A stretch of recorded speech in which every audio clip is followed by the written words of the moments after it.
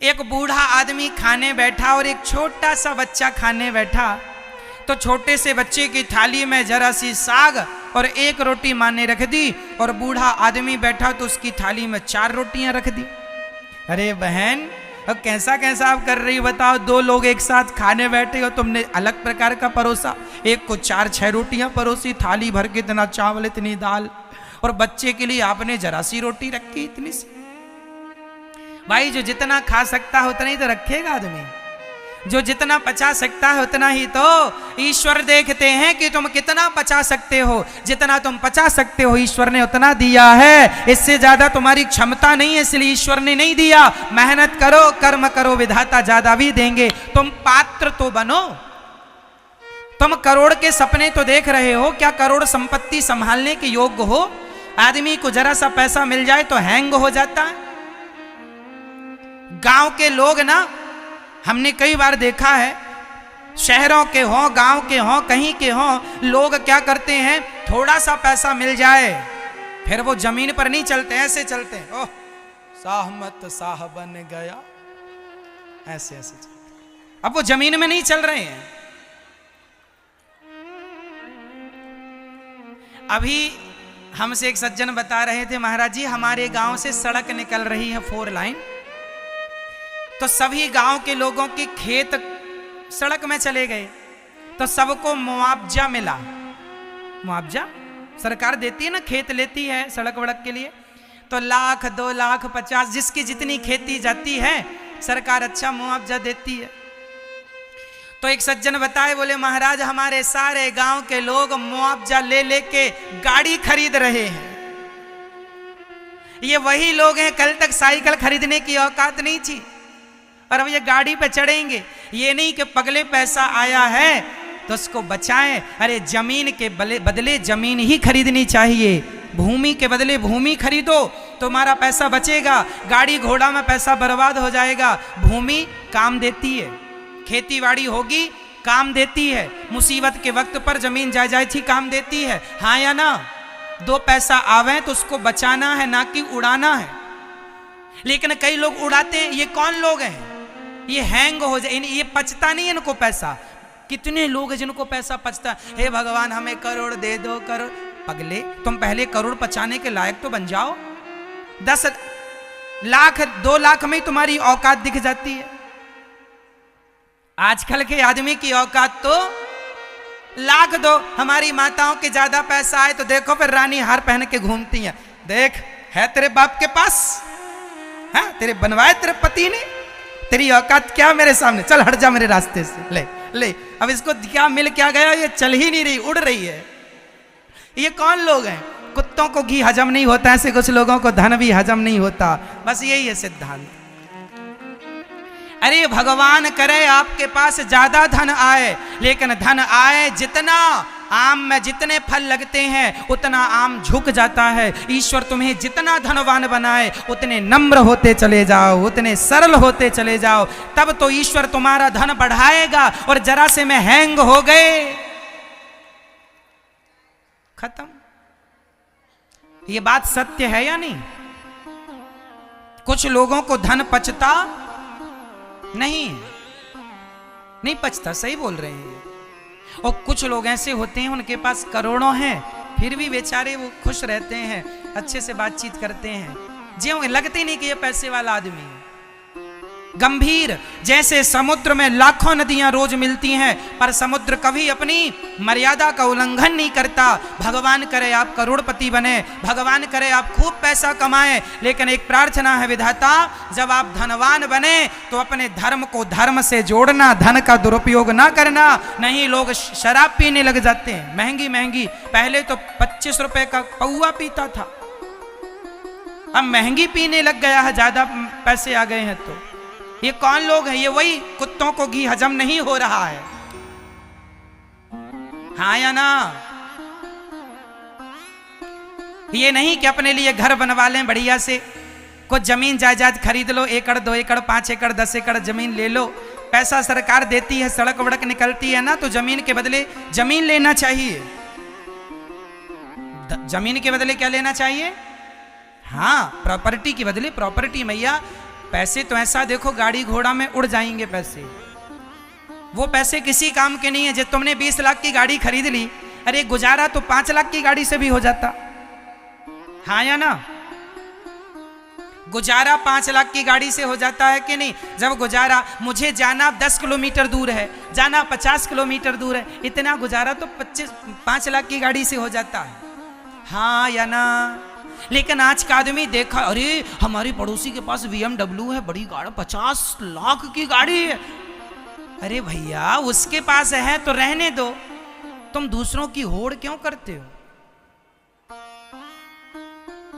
दूसरों की नकल क्यों उतारते हो?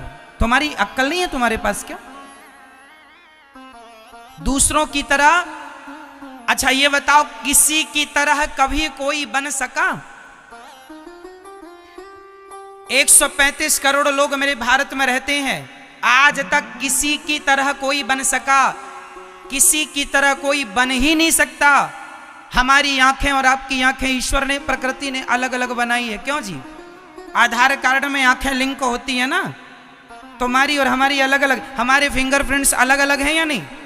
तुम्हारा हाथ का अंगूठा की धारियां अलग अलग हैं, हमारे हाथ की। 135 करोड़ हैं भारत में, और दुनिया में बहुत सारे लोग होंगे, क्या सबके मैच करते हैं फिंगर? नहीं। जब परमात्मा ने तुम्हें एक सा नहीं बनाया तो तुम एक सा बनने की कोशिश क्यों करते हो कि हम भी पड़ोसी की तरह हो जाएं? क्यों हो जाओ? हो ही नहीं सकते तुम। भगवान करे तुम पड़ोसी से अच्छे हो जाओ, भगवान करे तुम पड़ोसी से और बढ़िया तरक्की कर जाओ, लेकिन किसी की संपत्ति को देखकर जलन ना लाना, जलने से भी कोई फायदा नहीं होगा। मेहनत पर ध्यान दो, कर्म पर ध्यान दो, काम पर ध्यान दो। काम करोगे, मेहनत करोगे, पैसा अपने आप आएगा, बस उस पैसे को संभालना सीख लो। क्या करना सीख लो? क्या?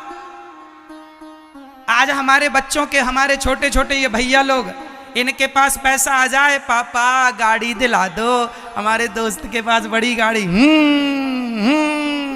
ऐसे ऐसे चलाता है। ले क्या हो गया ये नौजवान दोस्तों को? मैंने अपने जीवन में पहली बार 3000 रुपए कमाए थे। मैं अपनी कहानी आपको बता दूं, मेरे जीवन की पहली कमाई मुझे कितनी मिली थी? 3। मैंने फर्स्ट कमाई, मैंने पहली बार कमाया था 2008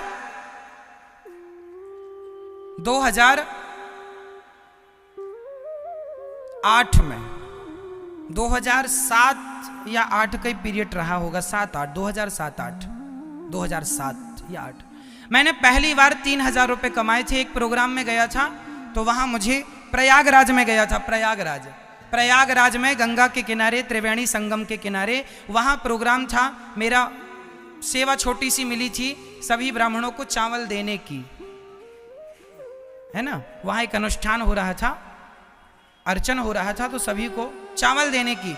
उसमें मुझे 7 या 9 दिन में मुझे 3000 रुपए मिले थे। पहली कमाई थी वो मेरे जीवन की। उस पहली कमाई 3000 से मैंने सबसे पहले हारमोनियम खरीदी थी कि मुझे संगीत सीखना है, मुझे गुणवान बनना है, मुझे टैलेंट लाना है, अपने अंदर योग्यता लानी है। मैं भी चाहता तो दोस्तों की तरह कपड़े खरीद लेता, अच्छे अच्छे मोबाइल खरीद लेता। उस जमाने में भी मोबाइल का बड़ा ट्रेंड था, 2000-2500 का अच्छा मोबाइल आ जाता था। सब लड़कों के पास मोबाइल हुआ करता था, मेरे पास मोबाइल नहीं हुआ करता था, और मेरे पास पैसे थे तो मैंने हारमोनियम खरीदी थी। आज भी वो हारमोनियम मेरे पास है। अरे बेटा, पैसा आएगा, पर आपके पास पैसे का सदुपयोग करने का आइडिया है? गाड़ी का क्या करोगे? कॉलेज ही तो जाना, दोस्तों को चमकाना है। अरे गाड़ी से चमक नहीं होती साहब, मोबाइल से चमक नहीं होती, चमक व्यक्ति के टैलेंट, गुणों से होती है। गुणवान बनोगे तो आपके दोस्त आपको देख के नमस्कार करेंगे। बड़ी गाड़ी तो वैश्या के लड़के के पास भी हो सकती है, क्यों जी? बड़ी गाड़ी घोड़ा खरीदना कोई बड़ी बात नहीं है।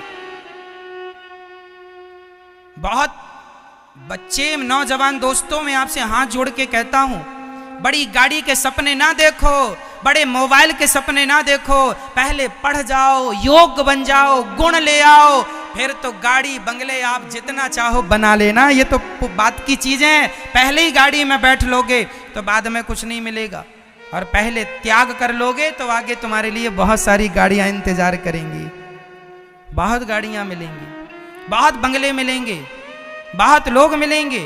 अभी केवल पढ़ाई का समय है, कर लो मेहनत, त्याग कर लो पढ़ाई के लिए, दे दो अपना खून पसीना पढ़ाई के लिए।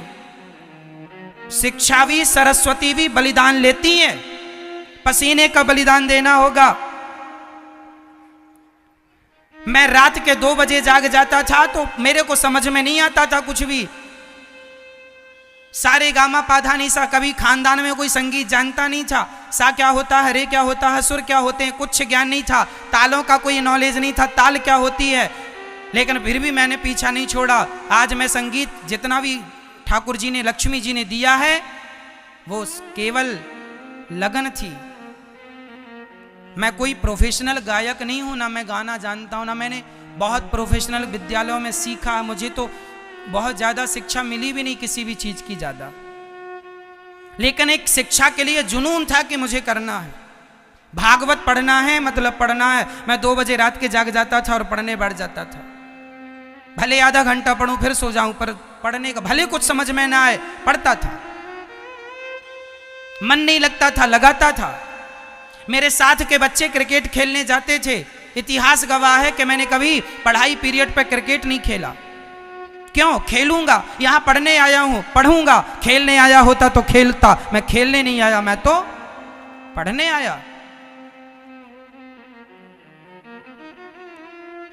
मेरी जन्मभूमि जबलपुर के पास सिहोरा मझौली के बीच में एक गांव है रेौझा, वहां की जन्मभूमि है उस गांव की। 2006 में पढ़ने के लिए हम वृंदावन आए थे। 2006 में हम पढ़ने के लिए 17 जुलाई 2006 पढ़ने के लिए वृंदावन आए थे, और एक ही उद्देश्य लेके आए थे, भागवत जी पढ़ना है। पढ़ने आए थे, यहाँ आश्रम में हमें जगह नहीं मिली थी। हमने बिहारी जी से कहा था, बिहारी जी जहाँ सब जूते उतारते होंगे हम वहाँ रह के पढ़ लेंगे, पर हमें पढ़ाई करने दो भगवान, हमें अपने से दूर ना करो। तब हमें आश्रम में जगह मिली बिहारी जी की कृपा से, और हमने पढ़ाई की, जबकि हमारे दिमाग में गोबर भरा हुआ था, क्योंकि हम गाय चरा के आए थे, भैंस चरा के आए थे। हमारे घर पर भैंस गाय सब हुआ करती थी, हम चराने जाया करते थे। संस्कृत का तो काखा गाघा भी हमें पता नहीं था। पहली बार यहाँ आए तो यहाँ पर गुरुजनों के दर्शन हुए और भागवत जी पढ़ने बैठे। कुछ भी समझ में नहीं आता था, इतना कठिन था ये सब्जेक्ट, कुछ भी समझ में नहीं आता था, लेकिन फिर भी बैठता था मैं सारे गुरुओं के चरणों में। मैं गुरु जी के चरण दबाया करता था कि गुरु जी मुझे कुछ बता दीजिए, मुझे योग्य बना दीजिए, मैं किसी लायक नहीं हूँ, मैं मूर्ख हूँ, मैं अधम हूँ, मैं नीच हूँ। मेरे गुरुजी जब तक सो नहीं जाते थे तब तक मैं उनके पाँव, मुझे पता था कि बिना गुरु की कृपा की विद्या नहीं मिलती। मेरे गुरुजी जब तक सो नहीं जाते थे, हमारे गुरुजी एक पढ़ाने आया करते थे, जब वो पढ़ाते थे, पढ़ाने के बाद हम उनके चरण दबाया करते थे। फिर हमारे आश्रम में ही एक गुरुजी रहा करते थे, वो एक्चुअली वहाँ के विद्यार्थी थे, सीनियर विद्यार्थी थे, पर बड़ा ज्ञान रखते थे। तो मैं उनके रोज पाँव दबाया करता था। कब तक पाँव दबाता था? जब तक गुरुजी ये ना कह दें कि बेटा बस करो। कभी कभी रात के 1 बज जाता था पाँव दबाते दबाते, 9 बजे से पाँव दबाता था। भोजन किया रात्रि का और पाँव दबाना शुरू, और पाँव दबाते दबाते गुरुजी से पूछते जाते थे, गुरुजी ये ऐसा क्यों, ये यहाँ ऐसा क्यों लिखा है, ये बात ऐसी ऐसी क्यों है। गुरुजी बताते जाते थे।